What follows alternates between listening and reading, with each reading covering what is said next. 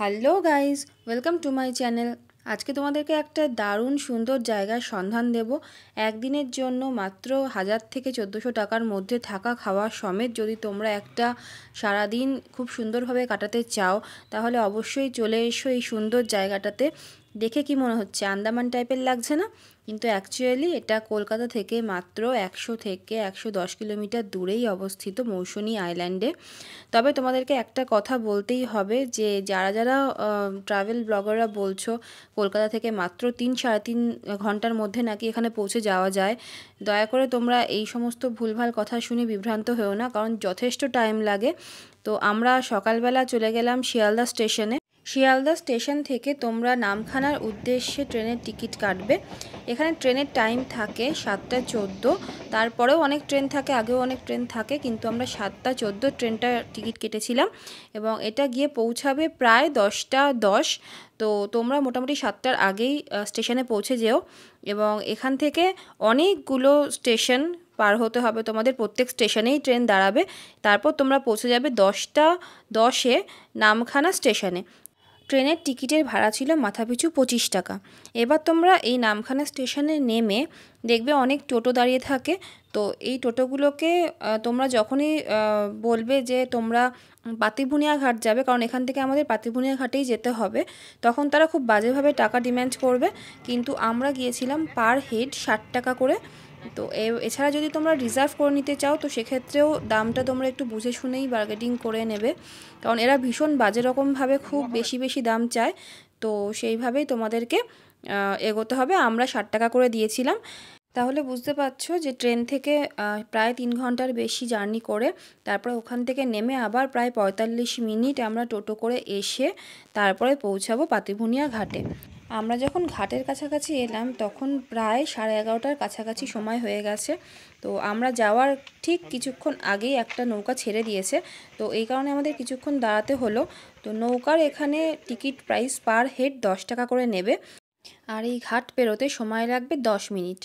তো আমরা যখন নৌকাটা পেলাম না, তখন মাঝখানে দেখলাম কিছু কিছু ওরা স্পেশাল নৌকা দেয় যেগুলো একটু ভাড়াটা বেশি থাকে। তো সেগুলোর দাম মোটামুটি টিকিটের 15 টাকা করে থাকে। তো আমরা নেক্সট নৌকার জন্য ওয়েট না করে আমরা এই স্পেশাল নৌকাটাতেই উঠে গেলাম। আর এখানে আমাদের পড়লো পার হেড 15 টাকা করে টিকিট। নৌকা করে এই প্রান্ত থেকে ওই প্রান্তে তোমাদের যেতে খুব ভালোই লাগবে, কারণ এতটা জার্নি করে এসে নৌকাটা একটা আলাদাই অভিজ্ঞতা। আর 10 মিনিট কীভাবে কেটে যাবে সেটা নিজেও বুঝে উঠতে পারবে না। আর এই দেখো, এই যে ব্লু কালারের যে সাইডে জায়গাটা রয়েছে না, দেখতে পাচ্ছ নৌকার, এখানে সবাই বসে। এখানেই শেষ নয়, এরপর তোমাদেরকে ঘাট থেকে নেমে একটা অটো ধরতে হবে।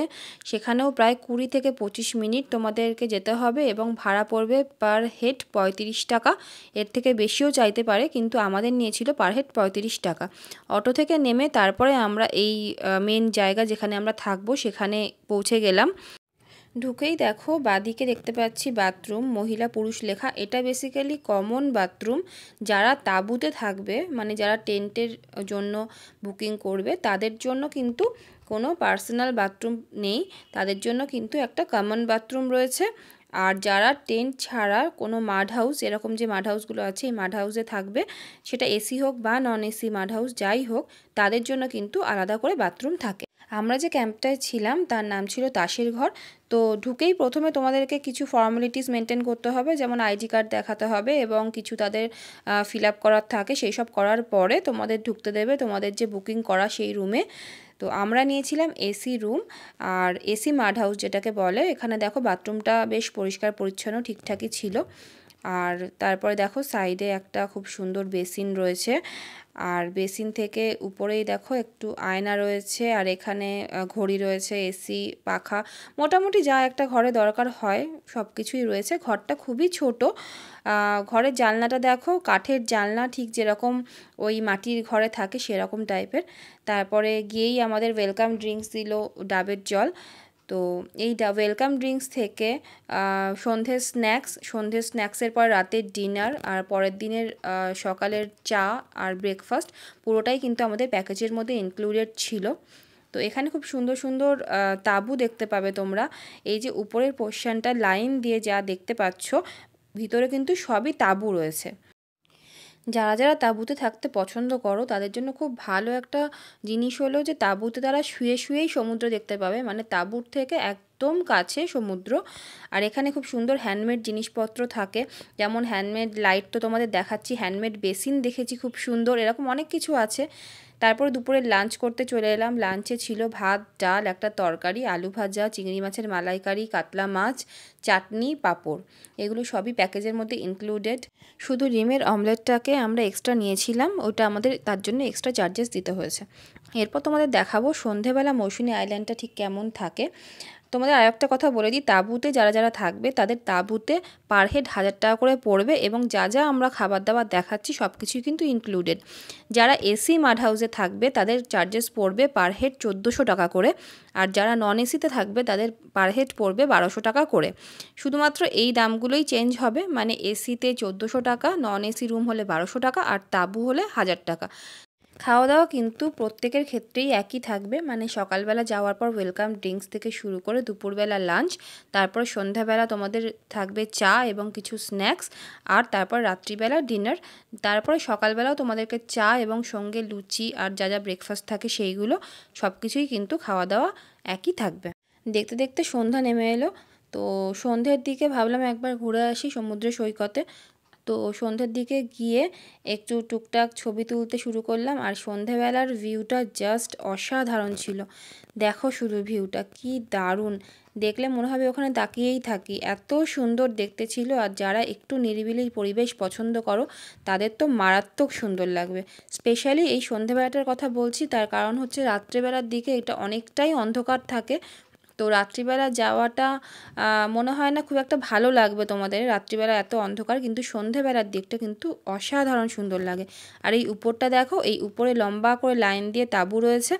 আমাদের যে ক্যাম্পটা ছিল তাসের ঘর, তার পাশেও কিন্তু লাইন দিয়ে অনেক ক্যাম্প রয়েছে, মানে লম্বা করে অনেক অনেক ক্যাম্প রয়েছে। তো তোমরা পরপর অনেক ক্যাম্পেই তোমরা ভিজিট করতে পারো, দেখতে পারো, খুব সুন্দর, মানে এক একটা ক্যাম্প এক এক রকমভাবে সাজানো, খুব সুন্দর। আর পরিবেশটাও তো অসাধারণ সুন্দর ছিল। তো আমি ওই সন্ধ্যেবেলার টাইমটাই গিয়ে একটুখানি ছবি টবি তুলছিলাম, ভিডিও করছিলাম, কারণ আমি জানি এরপরে আর আসতে পারবো না রাত্রিবেলা, রাত্রিবেলা আমাকে ওই টেন্টের মধ্যেই থাকতে হবে, তাই সন্ধ্যাবেলায় ভিডিওগুলো করছিলাম। এবার চলে এলাম ওই উপরে, মানে সিঁড়ি থেকে উঠে উপরের দিকে চলে এলাম। আর এই উপরে দেখো অনেকগুলো চেয়ার টেবিল পাতানো আছে, আর চারিদিকে তাঁবু আছে, হুক্কা আছে ব্যবস্থা, আর এখানে খুব সুন্দর বারবিকিউ হয়। তোমাদের জানিয়ে রাখি, যারা যারা হুক্কা নিতে চাও, এখানে হুক্কার জন্য কিন্তু পে করতে হয়। হুক্কার জন্য তোমাদেরকে পে করতে হবে 250 টাকা। আর যদি তোমরা বারবিকিউ করতে চাও, বারবিকিউয়ের জন্য কিন্তু তোমাদের 1 কেজিতে 450 টাকা পে করতে হবে, মানে পার কেজি 450 টাকা। এই ঠান্ডা ওয়েদারে যখন বারবিকিউটা হচ্ছিল, আগুনের তাপটা কিন্তু মারাত্মক ভালো লাগছিল। আর বারবিকিউটা যখন করছিল এরা, তখন এরা নিজেরাই বলছিল বারবিকিউটা খেতে খুব ভালো হয়, আর আমরা সত্যিই ট্রাই করে দেখেছি, এরা বারবিকিউ অসাধারণ সুন্দর করে। তাই তোমরা যখন যাবে বারবিকিউটা কিন্তু অবশ্যই ট্রাই করো। আর একটা জিনিস যেটা, সেটা হলো যে এখানে লাইটিংয়ের সঙ্গে সঙ্গে বিকেলবেলা থেকে রাত্রিবেলা পর্যন্ত খুব সুন্দর সুন্দর গান বাজানো হয়। আর এটা হলো একটা পার্টি রুম, এখানে কেউ অ্যানিভার্সারি, বার্থডে এগুলো সেলিব্রেট করতে পারে। আমি বেসিক্যালি মায়ের বার্থডের সারপ্রাইজ দেওয়ার জন্যই এখানে এসেছিলাম। আর আমাদের এখানে কেকটা বলাই ছিল, কারণ আমরা যেদিনকার এসেছি তার আগের দিন রাত্রিবেলায় এখানে কেকটা অ্যারেঞ্জ করার কথা বলে রেখেছিলাম, কারণ এখানে এসে তোমরা সেরকম কিছুই পাবে না। তো মায়ের বার্থডেটা খুব সুন্দরভাবেই সেলিব্রেট করা হলো। তারপরে আমরা চলে গেলাম ডিনারে। ডিনারে ছিল ভাত বা রুটি, যে কোনো তোমরা নিতে পারো, আর আলু ভাজা, ডাল আর চিকেন। পরের দিন ভোরবেলা খুব সকালে উঠেছিলাম। উঠে যাওয়ার একটা কারণ হলো এখানে খুব ভালো খেজুরের রস পাওয়া যায়, তোমরা যদি যাও ভোরবেলা কিন্তু অবশ্যই খেজুরের রসটা ট্রাই করো। তারপরে আমরা চলে এলাম ব্রেকফাস্টে। ব্রেকফাস্টে ছিল লুচি, ডিম সিদ্ধ, তরকারি আর একটা মিষ্টি ছিল, মিষ্টিটা আমি খেয়ে ফেলেছি। যাই হোক, তারপরে আমরা সকালবেলা 10:20 ট্রেন ধরবো বলে 8টার মধ্যে ওখান থেকে বেরিয়ে যাই। একদিনের জন্য একটা ছোট্ট ট্রিপ, একটু হাওয়া বদল করার জন্য। এই মৌসুমী দ্বীপটা কিন্তু বেশ ভালো। ক্যাম্প থেকে বেরিয়ে অটো ধরে তোমরা আবার চলে যাবে পাতিপুনিয়া ঘাটের উদ্দেশ্যে, এবং এখান থেকে আমাদের পাতিপুনিয়া ঘাট যেতে 35 টাকা পার হেড নিয়েছিল। তোমরা কিন্তু অটোতে একটু ঠিকঠাকভাবে দাম বার্গেটিং করেই উঠবে। আর একটা কথা বলে দিই যে রাস্তাটা কিন্তু খুব একটা ভালো নয়, বেশ ঝাঁকুনি হবে রাস্তায়। আর যারা বয়স্ক মানুষরা যাবে তাদেরকে কিন্তু একটু বুঝে শুনেই যেতে হবে, কারণ আমরা যতটা ট্রাভেল করেছিলাম রাস্তাটা কিন্তু অনেকটা, কারণ এখান থেকে পাতিপুনিয়া ঘাট যেতেই প্রায় 20-25 মিনিট, তারপরে খেয়া পের হয়ে তারপরে আবার প্রায় 45 মিনিটের আবার অটোর জার্নি, তারপরে আবার 3.5 ঘন্টার ট্রেন জার্নি করে শিয়ালদা স্টেশনে পৌঁছতে টোটাল জার্নি প্রায় 6 ঘন্টার বেশি টাইম কেটে যাবে। আমার প্রথম ট্রাভেল ব্লগটা কেমন লাগলো তোমরা যদি কমেন্ট করে জানাও, খুব খুশি হব। আর আমার চ্যানেলটা ভালো লাগলে একটা শেয়ার করে দিও। Thank you.